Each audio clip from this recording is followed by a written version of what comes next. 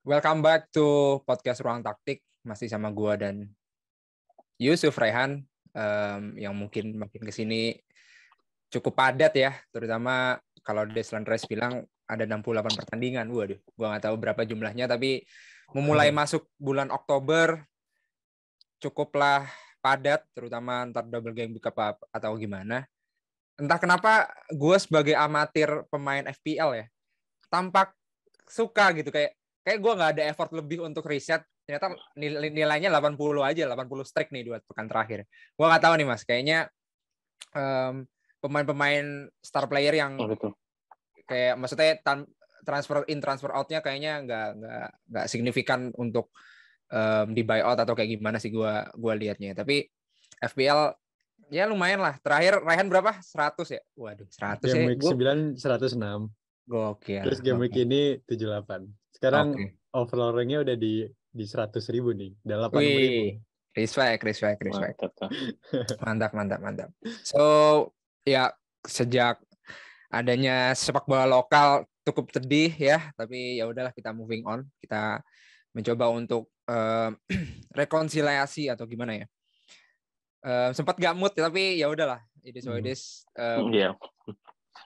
Gue bingung lah harus kayak gimana, cuman akhirnya kita menikmati pertandingan sepak bola yang lain lebih tepatnya di internasional. So kita akan membahas big match, banyak sekali big match, tapi entah kenapa big match kali ini Arsenal are flying away banget gitu. Gue nggak tahu ya.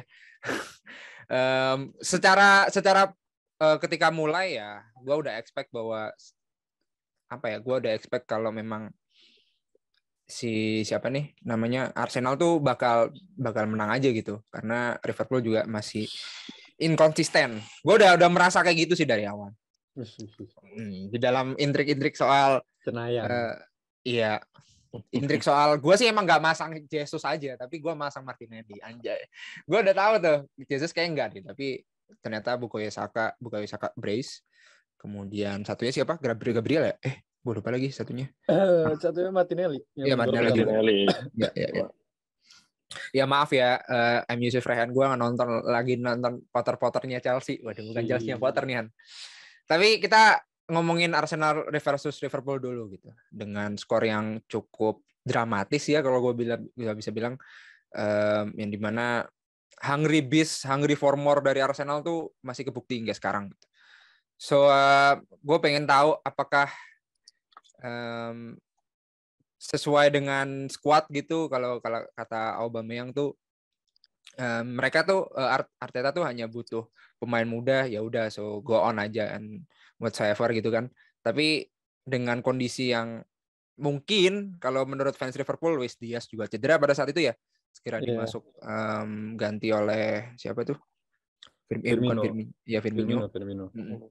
Dan juga klip-klip tren Alexander-Arnold yang makin kesini makin banyak ya, klip-klip lucunya gitu, dan masih terasa berat jadi Maguire gitu. Nah itulah gue nggak tahu deh. Gue nggak tahu, mungkin gue serahin ke Yusuf Rehan dulu sebagai orang yang tampaknya berbahagia hari ini. Kalau dari quote status WA bapak-bapak gitu kan, kalau ada yang berbahagia berarti dia fans Arsenal gitu. Itu kali ya. Apa nih Han yang mungkin lo kasih tahu ke kita nih? Karena tanpa lo lihat pertandingannya seseru apa tuh, lo mungkin bisa jelasin kayak gimana gambaran pertandingan terjadi itu berlangsung. Kemarin sih ada beberapa poin yang menarik sih. Mungkin yang paling pertama dari starting line-up-nya Arsenal dulu kali ya. Ya. Kemarin itu kan, ya biasa kan starting line-up-nya kan Arsenal makainya Zinchenko kan, kalau buat left back. Tapi buat pertandingan ini yang dipasang buat left back, semua orang kira bakal Kieran Tierney. Karena kan si Zinchenko tuh cedera, berita cederanya tuh udah ada rumornya lah dari beberapa hari yang lalu, dia nggak ikut training pas awal-awal minggu ini. Dan ya udah, kita semua pada mikir, oh berarti Tierney nih yang bakal main nih. Cuman kan emang kalau si Tierney ini kan mungkin concernnya dia tuh nggak senyaman Zinchenko lah kalau misalnya main inverted gitu. Dia nggak, kalau megang bola tuh nggak lebih tenang daripada Zinchenko. Nah tapi ternyata kemarin dimainin si Tomiyasu. Iya. Itu yang menarik. Pas pertama kali gue lihat starting line-up-nya, kok Tomiyasu gitu ini main jadi left back. Cuman kan gue ngerti sih kenapa alasannya. Sebelum pertandingan mulai, gue ngerti kenapa Arteta masang Tomiyasu jadi left back. Pertama Tomiyasu pernah dicoba jadi left back pas musim lalu, pas Arsenal lawan Leeds. Nah itu dia dipasang jadi left back. Dia itu mainnya bagus sih, secara menyerang dan bertahan. Kalau misalnya bertahan kita tahu lah dia bagus. Cuman yang bikin lumayan kaget itu sih ya pas menyerangnya itu, kirain dia nggak bakal nyaman lah main jadi left back karena kan dia naturalnya right back, tapi ternyata dia kaki kanan sama kaki kirinya itu ya sama-sama bagus gitu. Dia tuh ya sama-sama nyaman lah pakai kaki kiri sama kanan. Nah terus yang kedua juga, kalau misalnya Tomiyasu jadi left back kan dia ini lawannya Salah kan, dia markingnya Salah. Nah kan Salah ini kan sukanya itu cutting inside dari kiri.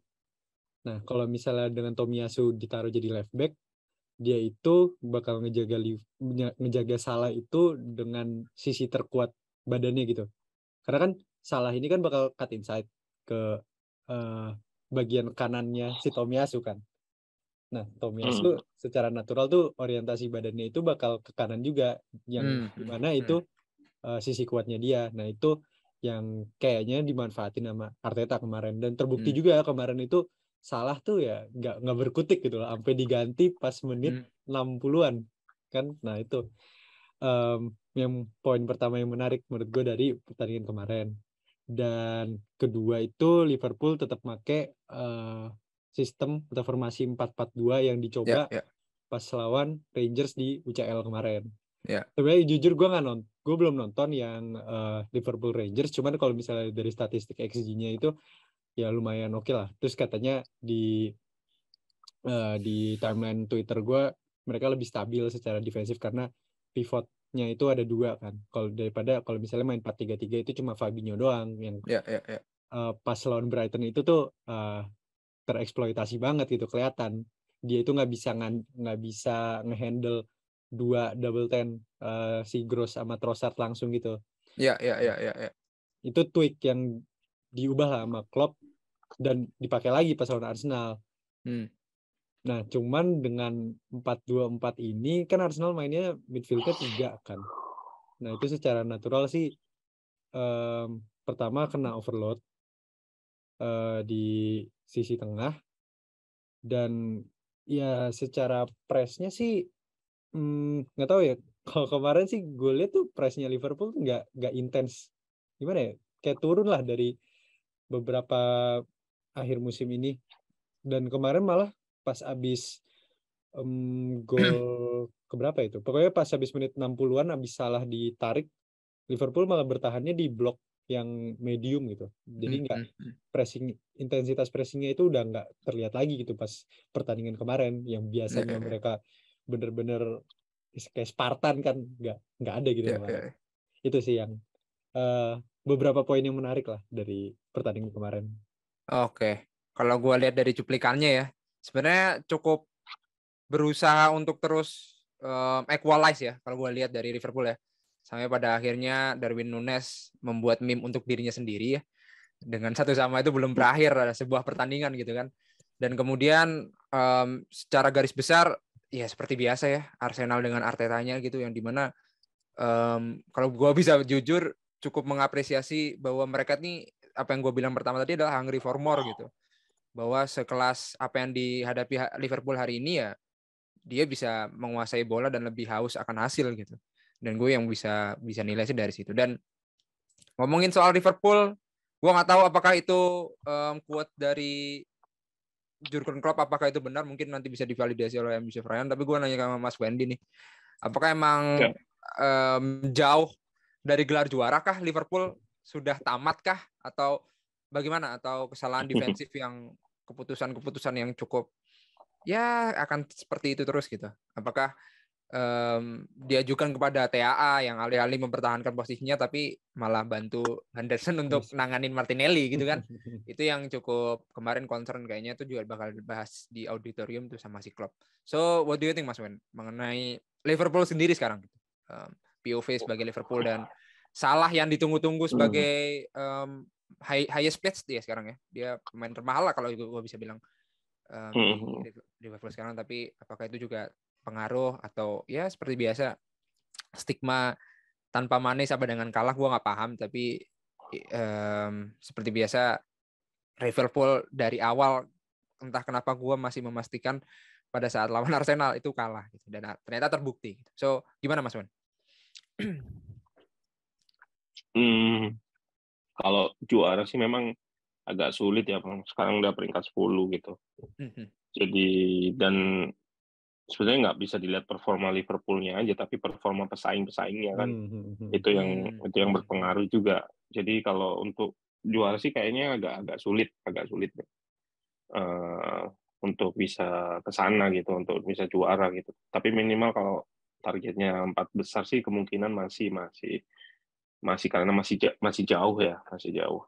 Nah, kalau yang terjadi dengan Liverpool sendiri itu sebetulnya ini udah urgent adanya perubahan formasi itu kan karena ada sesuatu yang nggak beres tuh. Jadi pelatih itu cenderung memang akan membuat sebuah perubahan ketika rentetan hasil buruk itu berulang gitu, berulang. Jadi dia harus melakukan perubahan entah di dalam sesi latihan, entah dalam permainan dan segala macam. Itu gunanya untuk nge-refresh sih, apalagi untuk tim-tim yang bermain proaktif seperti Liverpool ya. Liverpool kan dari dulu ya mainnya ya 4-3-3 terus, nggak pernah berubah jadi 3 back, jadi kayak gitu. Memang pendekatannya proaktif gitu. Tapi ketika permasalahannya adalah pendekatan proaktifnya ini udah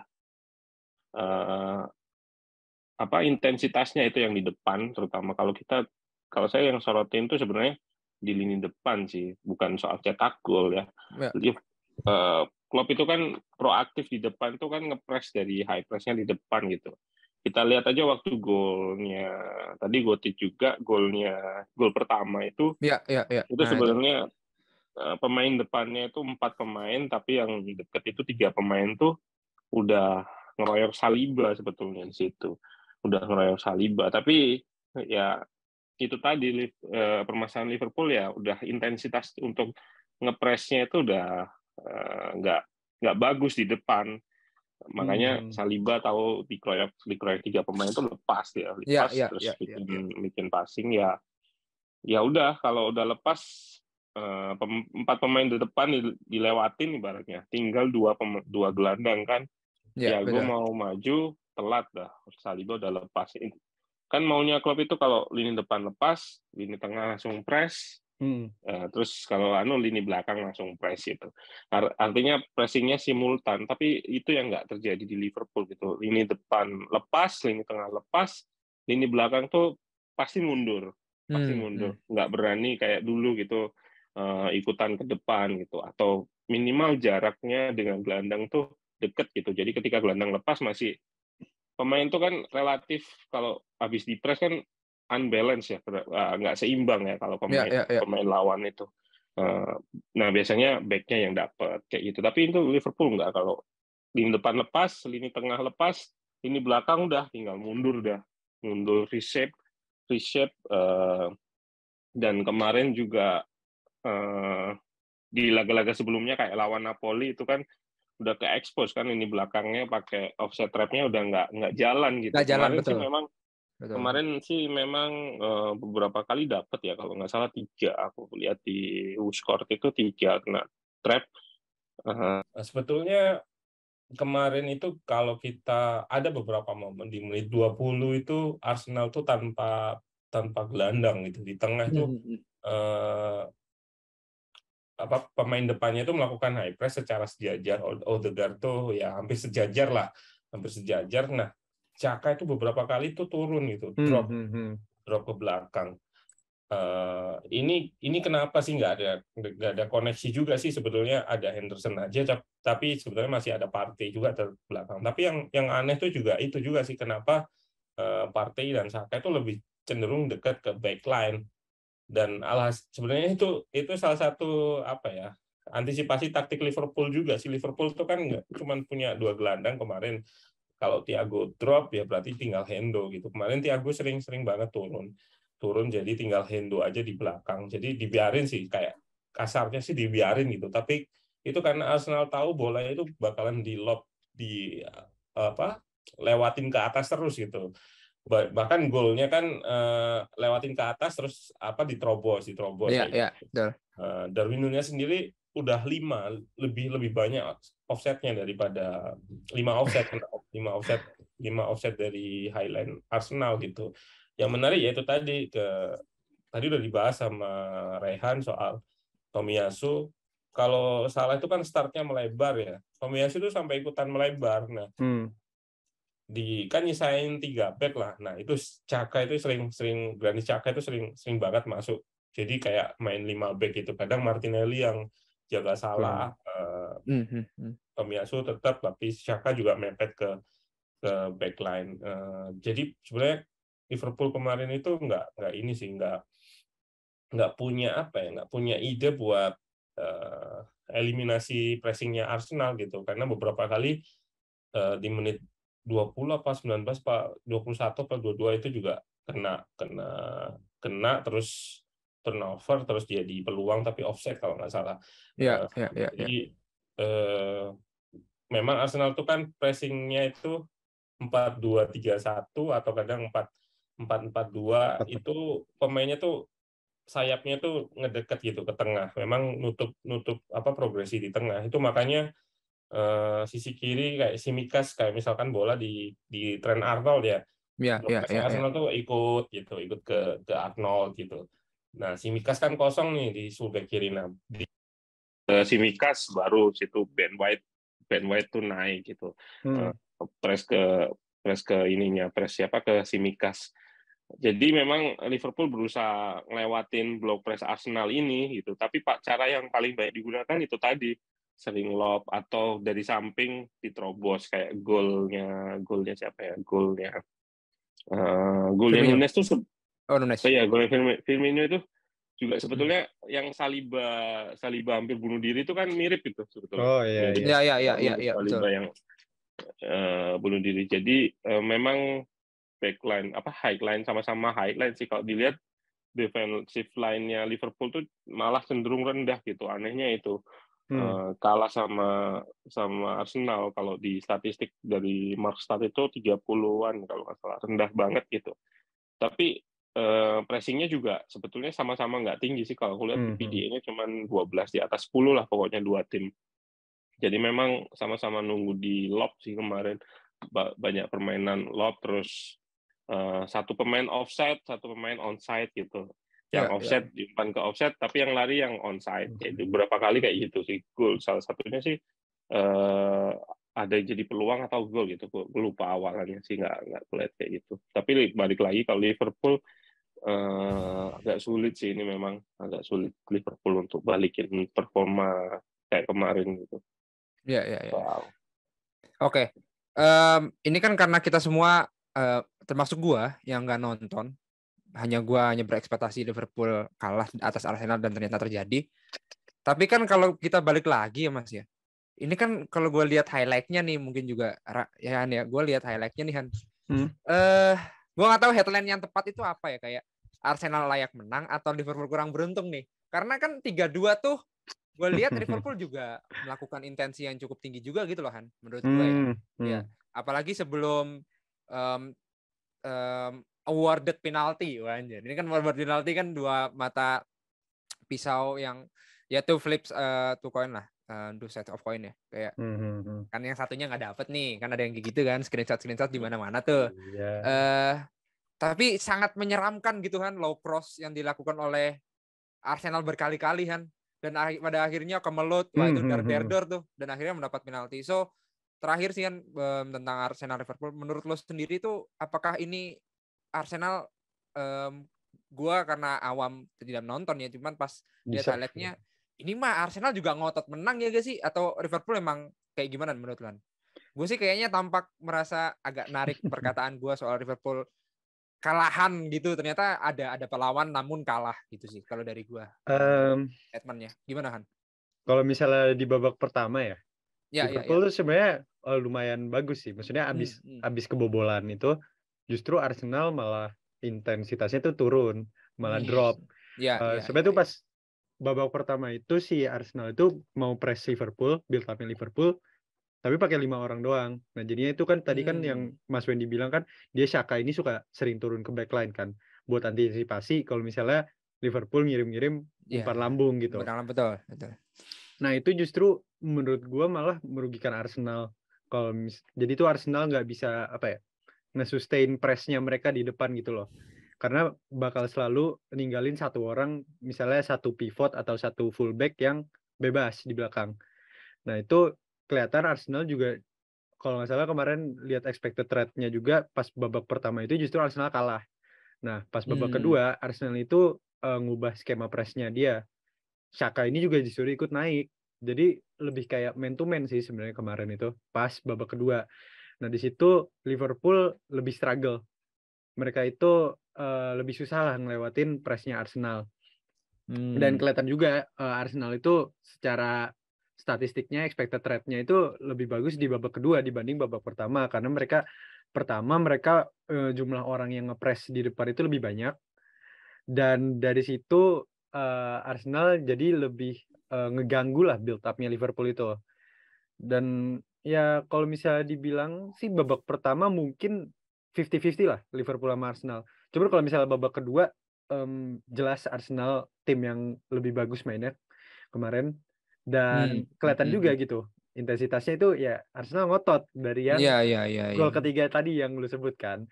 Itu juga sebenarnya ada ini sih, ada andil dari strukturnya Arsenal yang bagus di second ball. Jadi kalau misalnya lu lihat itu Arsenal itu di sekitar box itu kayak ngebuat jaring gitu lah. Betul.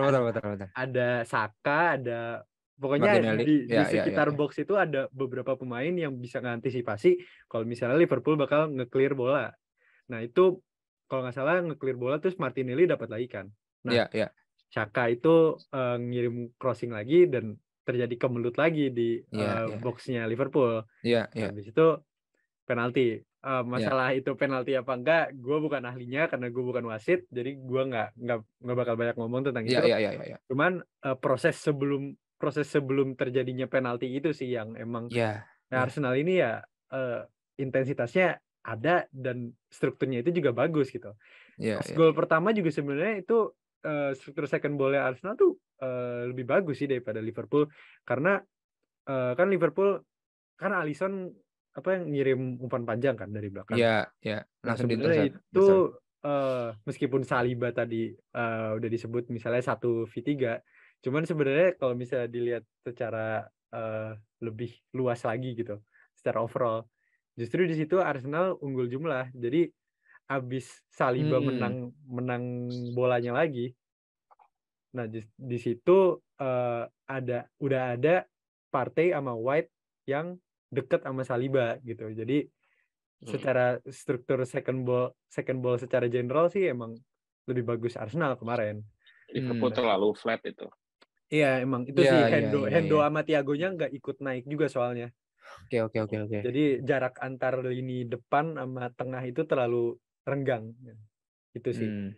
Oke, cukup menarik ya. Perlahan udah mulai banyak yang mengakui Arsenal. Alhamdulillah. Masih banyak yang merasa bahwa tetaplah City kan masih unbeaten. Tapi gue nggak tahu nih, kan omongan sekarang kan beda lagi kan. Who has gonna be stopping Haaland gitu?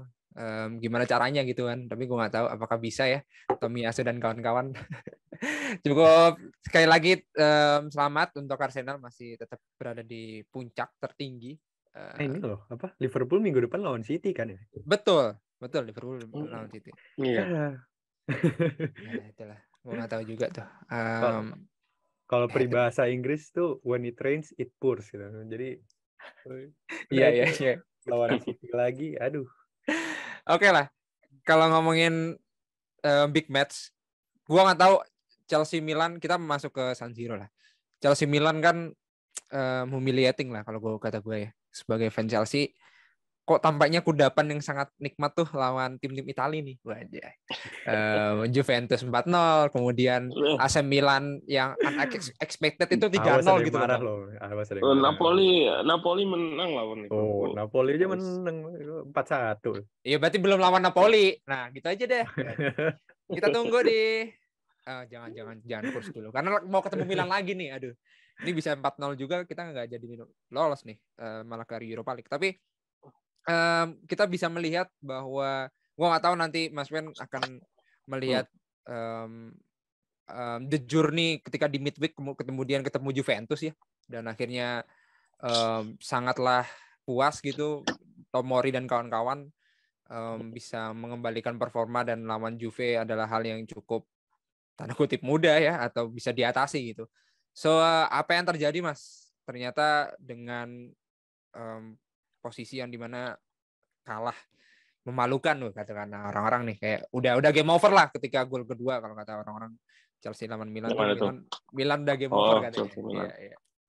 Tapi gimana nih Mas? Pengen tahu nih, Milan ternyata bounce back nih ketika lawan Juve. Apa yang Mas Wen lihat di pertandingan ini? Ya musuhnya Juve. Waduh, bagus tuh. Kalau enggak bener komentarnya itu banyak yang kayak gitu. Iya. Udah kayak bukan big match lagi gitu. Padahal sebetulnya ya Juve, Milan tuh kemarin juga nggak bagus. Ada yang bilang Milan nggak bagus gitu. Tapi menurutku itu pendekatannya Pioli yang menarik sih, karena jadi gini, Juve itu kan kalau pegang bola itu kayak nggak ngancem gitu loh. Jadi Pioli itu sengaja ngasih possession ke Juventus gitu. Tapi pemainnya itu kalau udah masuk benar-benar di man marking dah. Kalau masuk ke daerahnya, Tomori naik dan Vlahovic itu nggak sempat balik badan gitu. Itu kan salah satu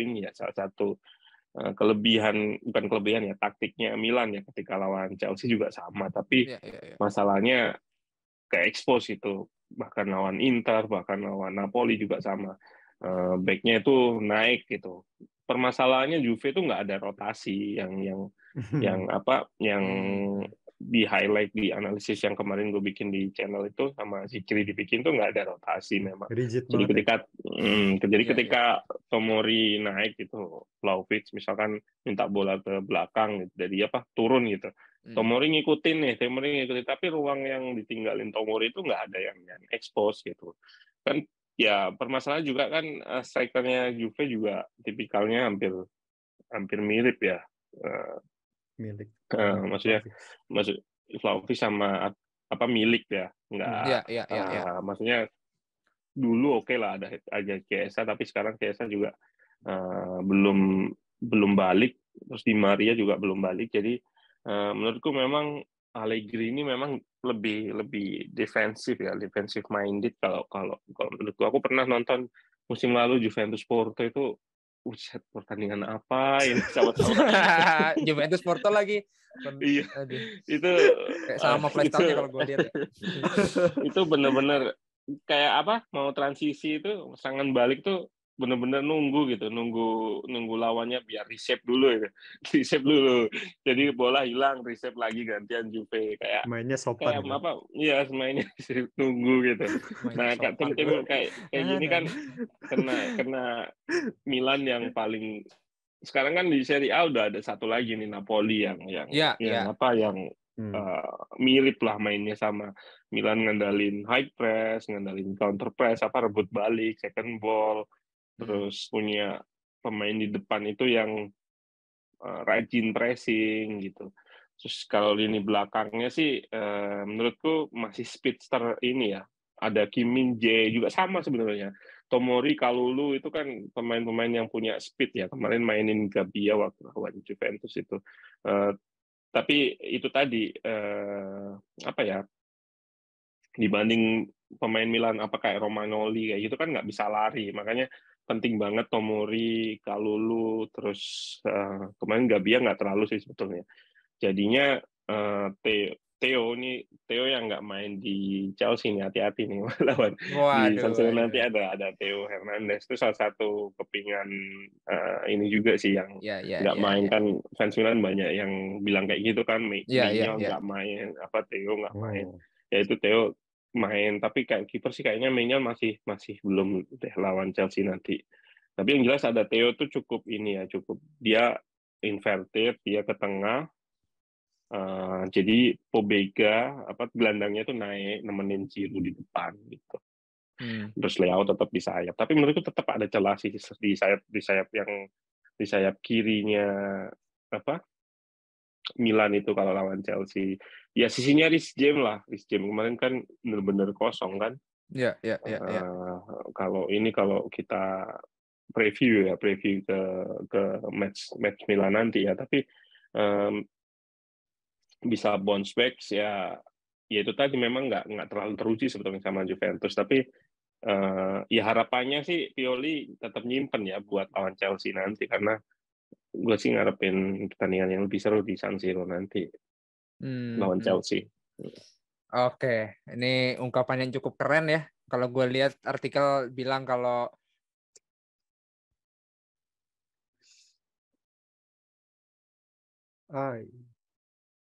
mencuri ini ya, ada di Athletic nih, dalam kata-kata Gazeta tuh mencuri pekerjaannya Vlahovic kan. Jadi kemarin juga cukup keren, dan Brahim Diaz golnya, aduh itu banger lah, itu gol yang kedua gue lihat sendiri tuh, bagaimana ketika intercept dan melakukan counter attack dan clinching banget lah. Gue mau nanya ke Rehan, seenggaknya player to watch atau apa nih kan? Apakah Southgate? Waduh, Bapak Southgate harus mengambil the best CB? Waduh. Atau Tomori ini seperti apa? Atau lu ada mau ikut comparison kayak orang-orang it's better than, waduh, gini deh. Lu tuh setiap ngomong Southgate tuh gue kepikiran lu ngomong Southgate Ball, tau gak sih? Itu masih kocak banget. Southgate Ball-nya ketemu Italia lagi loh, Euro BTW. Oh iya bener, di kualifikasi ya. Iya, ketemu Makedonia Utara lagi, qualifier loh padahal masih itu. Iya. Apa what do you think, word yang lo mau ngomongin soal Milan Juve? Gue jujur kemarin cuma nonton babak pertama doang, dan gue tuh nggak terlalu familiar ya sama Serie A gitu, karena gue kebanyakan nontonnya itu Premier League sama Liga 1 aja. Kelik. Ya itu kadang-kadang lah nonton yang lain-lain, cuman kalau yang paling sering Premier League sama Liga 1 lah. Cuman gue baru cek statistiknya nih, Juve itu secara expected goals difference, jadi ya penciptaan kesempatan tim sama lawan lah, itu Juventus itu cuma di papan tengah gitu loh. Berarti itu bukan mereka yang nggak beruntung gitu. Mereka emang jelek, bukan jelek. Iya tadi. Gak apa-apa, di klip guys, ini guys. Itu fans Juventus sendiri bilang kayak gitu. Oh, ada di komentar IG itu gitu. Udah self deprecating kan, jadi lu boleh lah. Lanjut. Ya pokoknya intinya begitulah. Dan ya kan Allegri juga kalau nggak salah itu ya kalau misalnya mau dipecat bayarnya mahal ya, makanya si Sporting Dirteknya ngomongnya ada project nih sama Allegri. Bukan project sih, ya itu karena nggak mau bayar mahal aja buat mecat dia kan. Nah itu Thomas Tuchel nganggur tuh padahal. Ya Allah. Ada pelatih sebagus itu loh masih aja kekeh sama Allegri, kan bukan gara-gara Allegri-nya percaya project gitu, nggak mungkin. Iya sih, aneh sih. Gue lihat juga sih ngomongin statistik tadi XG ya. Gue lihat X-Trade itu kan ya seberapa sering kasih posisi ya berbahaya itu. X-Trade tuh Juventus tuh di bawah loh, 7 kalau nggak salah, 7 dari bawah. makanya memang ya itu tadi sih memang kata yang paling gampang ya jelek itu tadi.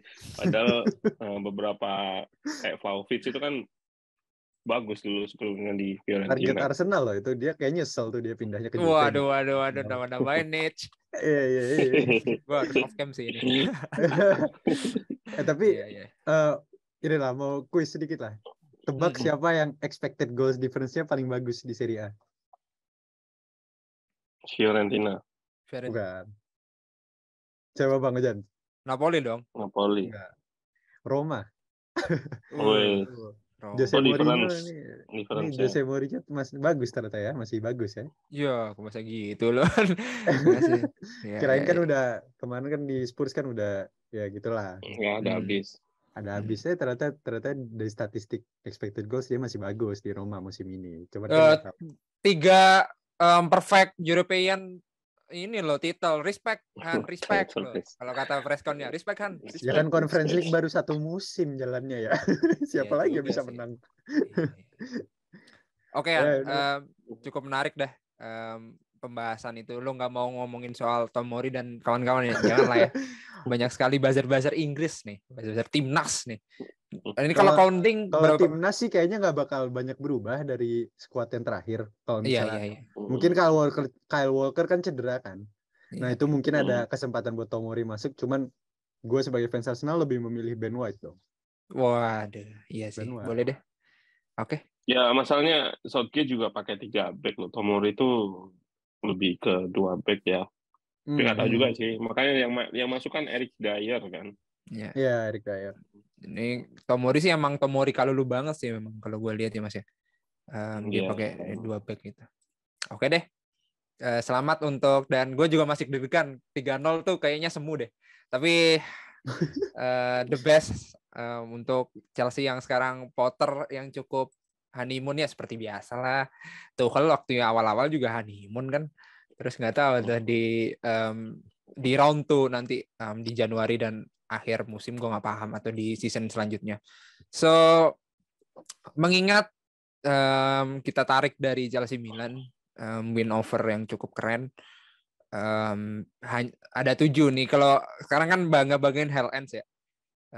Kita juga punya nih Han 7 pemain langsung dalam satu lapangan tuh sekaligus included Tomori tuh Han. Keren. AC Milan ya. Young Boys dan kawan-kawan itu terbaik, dan meskipun dibayar mahal, Fofana cedera kecengklak ya. Kemudian kemarin lawan Wolves, iya kecengklak sih gue bilangnya gitu ya, gue nggak tahu bahasa umum aja. So lawan Wolves cukup klinis 3-0 tuh cantik gitu loh kalau gue bisa bilang ya, dengan golnya Pulisic dan golnya Kai Havertz, dan satu-satunya gol yang kita tunggu-tunggu Armando Broja yang akhirnya bisa nyetak gol. Broja apa Broha sih? Kayaknya Broja yang paling benar. Broha kayaknya. Fans Chelsea masih nggak tahu. Iya, gue nggak tahu. Dia negara mana sih? Negara mana? Albania. Tapi kayak asli Inggris deh ini. Maksudnya ya nggak tahu lah. Iya, lagian Kante dipanggil Conte sama casternya. Gimana tuh? Itulah memang beda ini sih, beda. Tuchel kan juga ada 2. Ya. Tapi kenapa kita ngomongin spelling ya Han ya? Kita ngomongin Chelsea Wolves dulu nih, gantian dong. Maaf. Ini kan lagi keseru-serunya nih. Gallagher dan 4-2-3-1, kemudian Cucurella mungkin bisa dikoreksi sama Mas Wenda juga, Rehan yang kalau kata gue sih dia inverted fullback ya, atau false fullback kalau gue lihat sih kemarin mainnya. Kemudian Pulisic yang akhirnya main. Kalau dia dari formasi cukup signifikan ya berubahnya. AC Milan pada saat melawan AC Milan dan lawan Wolves itu banyak perubahan, terutama di sektor pertahanan juga sangat ganti, benar-benar pure ganti. Kemudian Mason Mount di nomor 10 dan Gallagher yang cukup keren. Jorginho sekarang Loftus-Cheek ya, kalau ada yang bilang kok main terus nih, wah ini Tuchel nih tampaknya punya asmara dengan Loftus-Cheek loh, ada yang bilang kayak gitu kan kayak dulu. Tapi sekarang Loftus-Cheek mulai cukup improve. Apakah ini sebagai bentuk apa ya, bukan fan service ya, tapi kepada player service kalau gue bisa bilang fan service. Semua pemain dimainin dulu. Lu kira Pamungkas apa fan service? Waduh, gue gak mau ke situ, tapi lo kasih ya udah.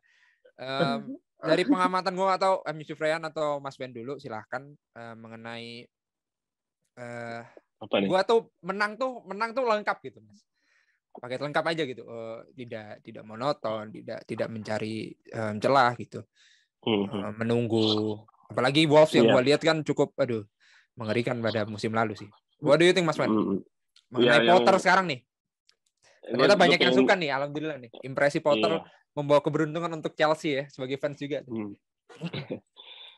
Ya, aku mau ini juga sih, mau ada banyak pertanyaan apa sih bedanya Chelsea-nya Potter sama Tuchel itu. Memang kan ini secara squad kan Potter juga jelas pasti udah nggak bisa ngubah kan, ini warisan Tuchel ya. secara pemilihan formasi dan segala macam mungkin yang membedakan cuman kemarin aja sih mungkin ya. Kalau gue lihat kayaknya sayap kanan kemarin kan pakai 4-4-2-3-1, 4-4-2. Sayap kanannya itu Gallagher gitu. Gallagher tuh kita tahu sendiri bukan winger sebetulnya. Makanya dia ketika bertahan memang dia bakalan berada di sayap. Tujuannya memang untuk nambah press di depan gitu, nambah orang yang bisa pressing di depan. Karena dengan 4 dan 3 back itu jadinya memang lebih safe di belakang sih. Karena ada 4 back di belakang. Kemarin tuh kenapa pendekatannya seperti itu? Harusnya kan kalau 4 back kan full back kiri itu naik ya, full back kiri naik, full back kanan naik, Azpilicueta naik, Cucurella naik. Tapi Cucurella kemarin malah jadi center back gitu. Itu tujuannya sebenarnya ya itu untuk counternya Wolves ini sih. Kita tahu di depannya Cucurella itu bukan wingback gitu, dalam tanda kutip wingback yang bisa bertahan, bukan Chilwell gitu, tapi Pulisic gitu. Pulisicnya diambil kemampuan menyerangnya, sementara di situ ada Adama Traore gitu. Itulah kenapa Cucurella yang nggak naik itu, nggak dibolehin overlap. Baru ketika James masuk, nah Cucurella jadi overlap, dan itu kebetulan Adama Traore juga keluar. Ya. Jadi memang tujuannya buat nge-counter sih, buat nutup counternya Wolves gitu. Kita tahu memang ya Wolves lebih banyak serangan fast break, meskipun serangan fast break Wolves itu udah bagus tapi suka nggak jadi peluang gitu. Itu yang bikin gregetan kadang pemain-pemainnya itu udah bisa masuk kotak penalti, udah bisa ini tinggal nge-shoot, tinggal ini kayaknya sentuhan terakhirnya nggak bagus. Dan kemarin sih memang Chelsea juga cuma kebobolan, maksudnya bukan cuma kena ya, cuma menderita satu aja dari fast break, satu shot aja. Itu menunjukkan ya pendekatan Potter udah berhasil sih sebetulnya. Dia tuh kan adaptif, dulu pernah di ini sama Rehan gitu. Ketika lawan MU, Brighton lawan MU beda, ketika lawan ini beda, Leicester beda. Ini yang menarik sih sebetulnya daripada Tuchel ya. Tuchel ya udah mainnya 3 back. Dia memang pernah berubah jadi 4 back pernah. Tapi ya sama sebetulnya, idenya sama kalau dari segi perubahan mekanisme formasinya itu. Cuman ya pendekatan permainannya yang kayak gitu aja, yang kita pernah bahas kan, Tuchel itu suka build up di belakang, umpan, memancing, sampai main di blunder gitu. Kan tujuannya mancing lawan untuk press gitu. Ya apesnya waktu itu yang dipancing Leeds gitu. Iya, betul. Tapi kalau tim yang tak sadar nih nggak punya pressing, dia lebih cenderung untuk nunggu di belakang gitu loh. Nunggu, udah biarin Tuchel mau mancing kita nggak usah kepancing. Ini sama sih kayak Chelsea zamannya Sarri dulu. Sarri dulu awal kayak gitu, kepancing semua, makanya awal musim bagus. Nanti setelahnya tuh udah nggak mau deh, ketika Chelsea dipegang Sarri itu nggak mau kepancing ininya build up-nya di belakang, biarin aja. Sama kayak gitu, sama kayak Tuchel itu. Bedanya Potter ini kalau ya kemarin tuh Cucurella tuh sering bikin line breaking pass itu. Betul. Dia sering bikin umpan ke depan. Nah, itu yang perlu harusnya Tuchel bisa kayak gitu, karena Cucurella ternyata ya punya kemampuan itu gitu. Artinya nggak usah nunggu, nggak usah build up, nggak usah mancing. Ketika ada momen ya udah naikin. Yang menarik juga itu sebenarnya Gallagher sama Mount juga, yang kadang mereka berdua ini bisa deket gitu. Padahal kan betul. Di half space kanan.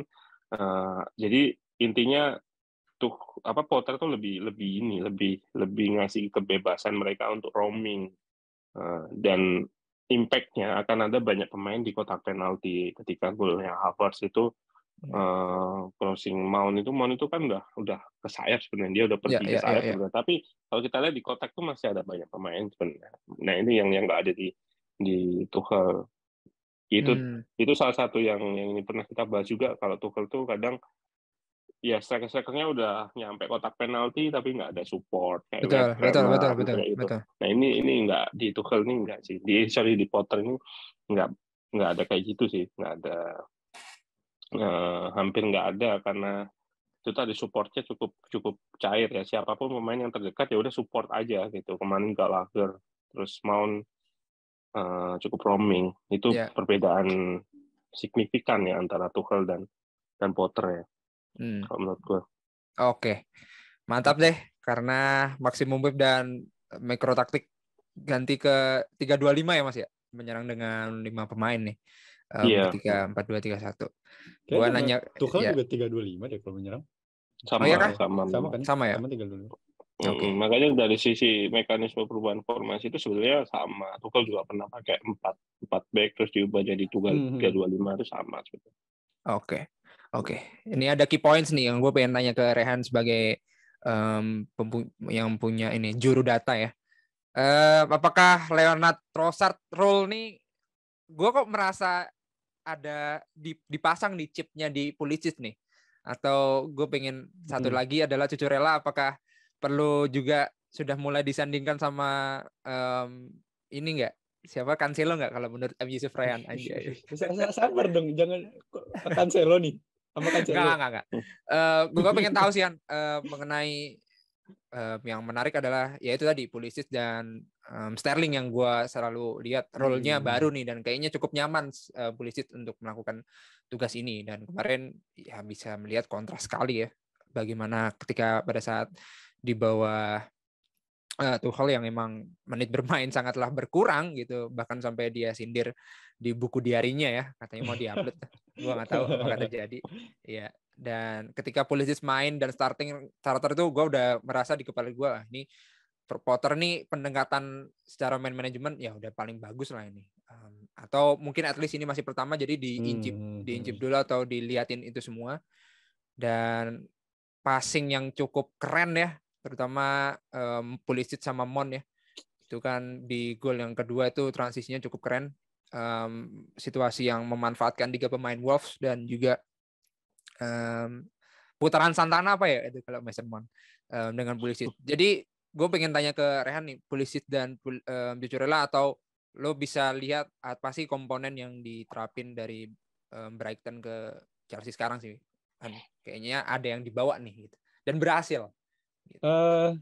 Gue sebenarnya belum nonton Chelsea ya, maksudnya Chelsea sejak sama Potter, maksudnya full match gue belum nonton.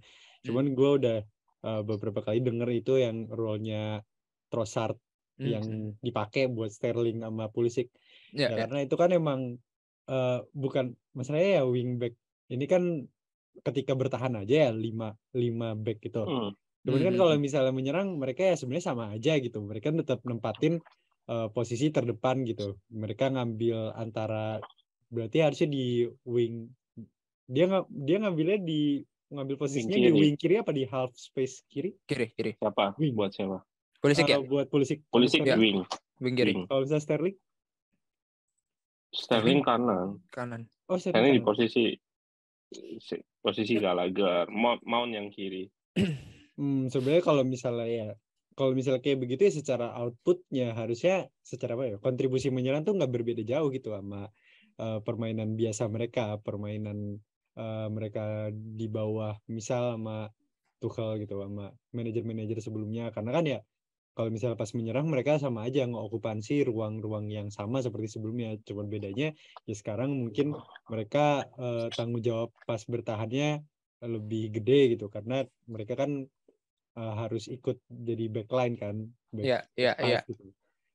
Nah itu mungkin yang berbeda, dan ya kalau misalnya secara efektivitasnya ya harusnya sih nggak berbeda jauh ya, misalnya sama role atau peran-peran sebelumnya, karena ya Trossard juga begitu gitu, pas sama Brighton dia kan kadang dipasang jadi striker, kadang dipasang jadi kalau misalnya Tuchel bilangnya half winger, atau gue suka nyebutnya double 10, dan dipasang juga jadi wingback. Tapi kalau misalnya pas menyerang dia ngambil posisinya ya mirip, meskipun secara out of possession itu posisinya itu beda. Jadinya ya kalau misalnya Sterling atau Pulisic mau dipakai di role itu terus untuk kedepannya ya harusnya nggak masalah buat menyerang. Mungkin ya adaptasinya itu ya ketika bertahan itu. Cuman kalau masalah Pulisic juga beberapa kali pas sama Tuchel dipasang jadi wingback, meskipun gue nggak tahu sih itu berhasil apa enggak, gue nggak bilang berhasil ya, cuman mungkin dia punya experience buat jadi wingback gitu. Sama kayak kemarin sih sebetulnya wingback juga sih secara formasi ya, wingback kirinya Pulisic, terus yang di double 10 itu Mount sama Gallagher salah kemarin. Cuman kalau dibandingin Pulisic ya dibanding wingback sebetulnya sama juga ketika kayak Chilwell gitu. Chilwell yang main kan juga sering banget masuk ke tengah, sebenarnya sama sih sebetulnya.